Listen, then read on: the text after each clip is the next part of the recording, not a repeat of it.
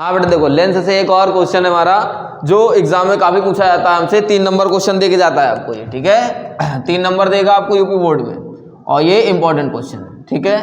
किसी ना किसी सेट में आपको मिलेगा जरूर।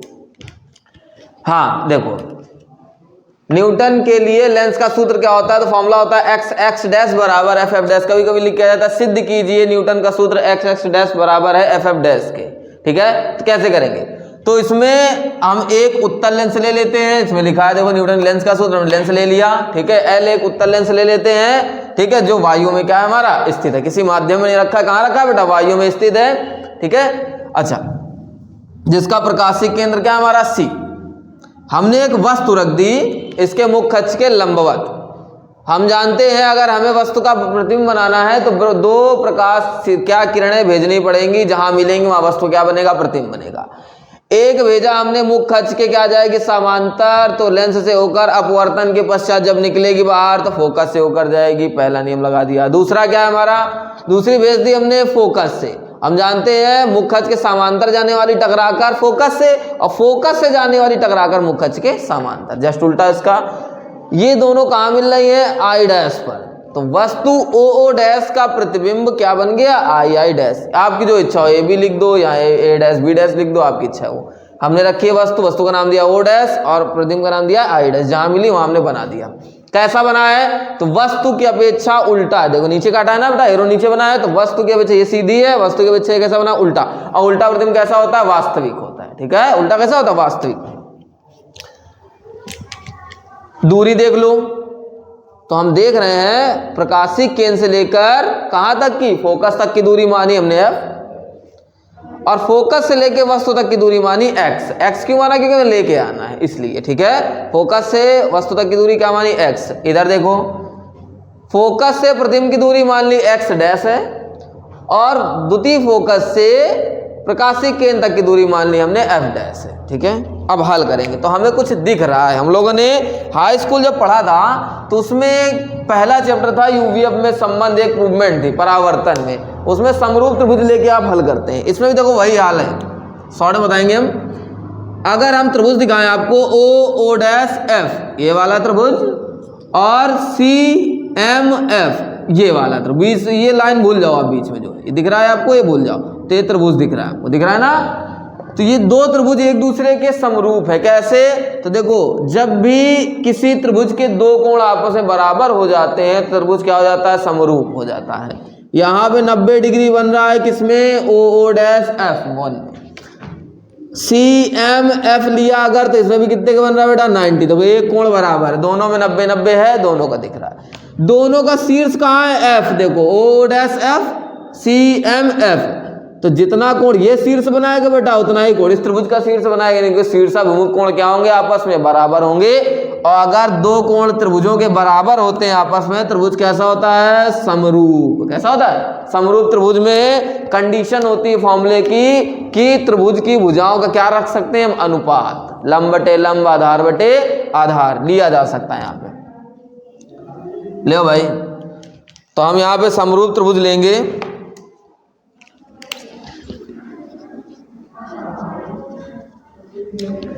समरूप त्रिभुज क्या क्या है हमारा? ओ डैश F1, और समरूप है किसके? सी एम F1 के। C M F1 O dash F, ये 2 त्रिभुज हमने ले लिए। अगर ये समरूप है तो इनकी भुजाओं का अनुपात ले सकते हैं, लंब बटे लंब, आधार बटे आधार। इसका लंब बटे इस त्रिभुज का लंब, इसका आधार बटे में इसका, ठीक है। ओ डैश F1 का लंब क्या है? तो हमने पढ़ा है ओ डैश ये है लंब रेखा। अब इसका, तो इसका लंब सी एन एफ का लंब क्या है? तो लंब में दिख रही है क्या है? सी एम बराबर आधार, तो ओ डैश F1 का आधार, ओ डैश F1 आधार ये होता है, लंब ये है, कर्ण ये, तो आधार क्या हमारा? O से F1 बटे आधार इसका क्या है? CMF का, तो यही आधार आगे बढ़ जाएगा। तो क्या है आधार? F1C या CF1 कुछ भी रख दो आप, ठीक है। अच्छा, एक चीज देख रहे हैं हम, देख सकते हैं हम, कि जो CM, ये CM लिखा ना हमने, हम देख रहे हैं CM जो है, ये जो रेखा है मुख्य अक्ष है, ये उस मुख्य अक्ष की क्या हो रही है, समांतर। तो अगर ये दो रेखाएं आपस में क्या है, समांतर, दो रेखाएं अगर आपस में समांतर है तो बीच की दूरी क्या होती है, समान। तभी तो दूरियां, तभी तो बीच की दूरी क्या है, तभी तो दो रेखाएं समांतर कहलाएंगी। तो जितनी बेटा ये रेखा होगी उतनी सारी होंगी। तो अगर ये और ये आपस में समांतर हैं तो जितना बेटा CM होगा यहाँ से यहाँ तक उतना ही II' होगा। यानी CM किसके बराबर होगा, II'। कब, जब ये दो रेखाएं एक दूसरे क्या होंगी, समांतर।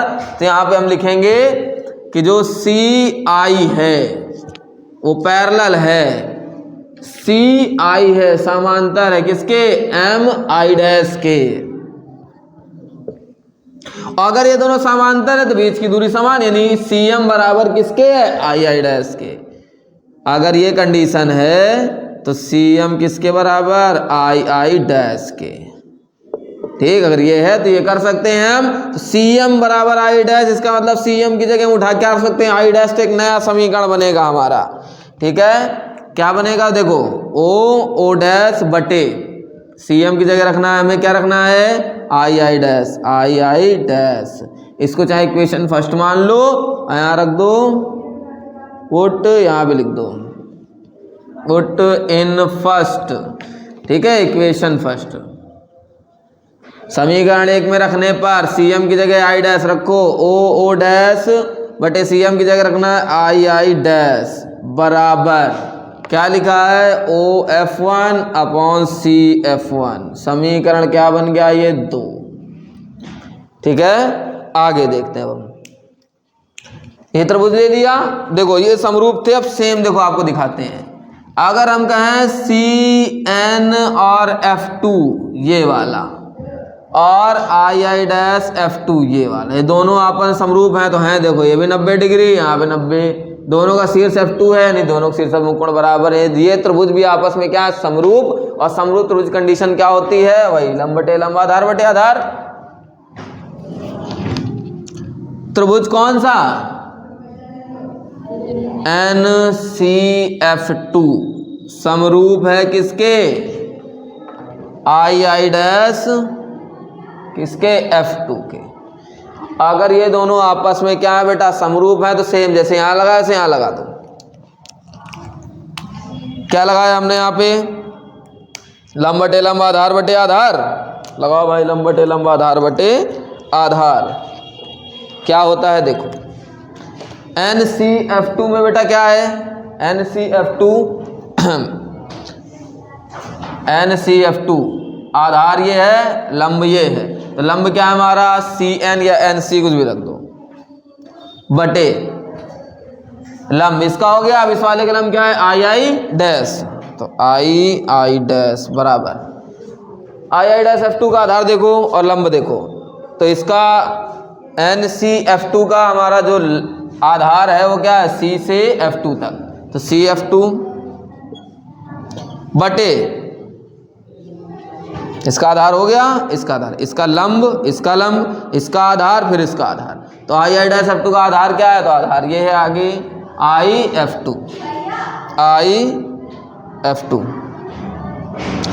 सेम जैसे हमने यहाँ लंब लेके इनको बराबर किया था, मतलब समांतर लेके, वैसे ही यहाँ भी देखो दिख रहे हैं हमें II' है। देखो यहाँ भी I' है। अगर हम OO' इसके बराबर कर देंगे तो दोनों के LHS क्या हो जाएंगे, बराबर। ठीक है, कैसे, तो CN कहाँ लिखा है, CN ढूंढो।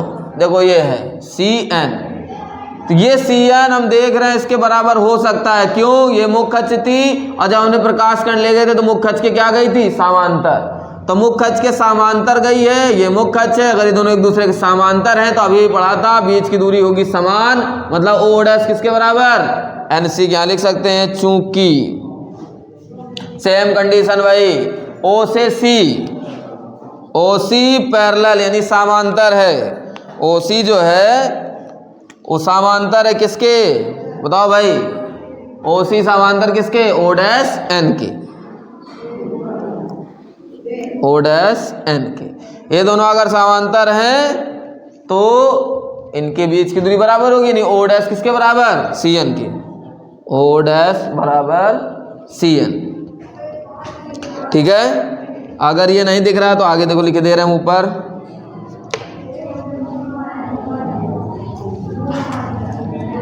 हमने क्या लिखा था, OC पैरेलल है यानी OC समांतर है किसके, O डैश N के। अगर ये समांतर है तो बीच की दूरी क्या होगी, बराबर बीच की दूरी यानी क्या क्या, O डैश बराबर हमें दिख रहा है CN के। अगर ये दोनों बराबर है तो CN की जगह O डैश रख सकते हैं, देखो ये है हमारा, ठीक है। यहां जैसे ही रखोगे CN की जगह क्या रख दो, O डैश, तो CN की जगह हमने रख दिया O डैश, बटे में क्या लिखा है I डैश, जैसे लिखा है वैसे लिख दो, CF2 अपॉन IF2। इसको मान लिया हमने समीकरण तीसरा। बस दो समीकरण मेन है हमारे पास जिनको हमें हल करना है, एक जो हमने ये निकाला है और एक जो हमने ये निकाला है। दोनों को हल कर लें अगर हम देख रहे हैं कि दोनों के LHS बराबर है, इधर का LHS होता है इधर का RHS, इसका LHS RHS, तो दोनों के LHS क्या है, O डैश I डैश। तो अगर ये बराबर है तो ये भी आपस में क्या होंगे, बराबर, यानी लिख सकते हैं समीकरण 1 व 2 से। और जब 1 और 2 को हम हल करेंगे तो अगर दोनों के LHS बराबर तो RHS बराबर कर दो, O क्या लिखा है F1 अपॉन में CF1 बराबर किसके होगा, CF2 अपॉन में IF2।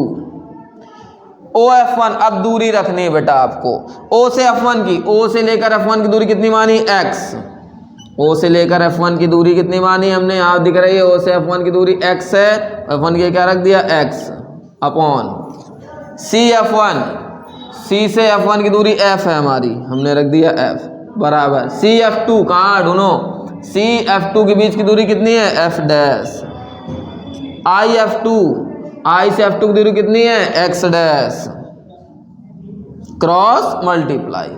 जैसे ही आप क्रॉस मल्टीप्लाई कराएंगे x का x डैश में कराएंगे तो क्या आएगा x x डैश बराबर, f का f डैश में कराएंगे तो आएगा f f डैश, खत्म। ये आपको लेके आना था, ये आना था x x डैश बराबर f f डैश। कुछ नहीं करना है आपको, बस आपको चित्र अच्छे से आना चाहिए। लेंस लो, दो प्रकाश किरणें, एक समांतर जाएगी तो फोकस से, दूसरी फोकस से तो समांतर, जहां मिलेंगे वहां वस्तु को क्या बनाएंगे, प्रतिबिंब। एक बार इन त्रिभुज को लेकर एक समीकरण बनाओ और एक बार इधर वाले दो त्रिभुज को लेकर क्या बनाओ, समीकरण बनाओ।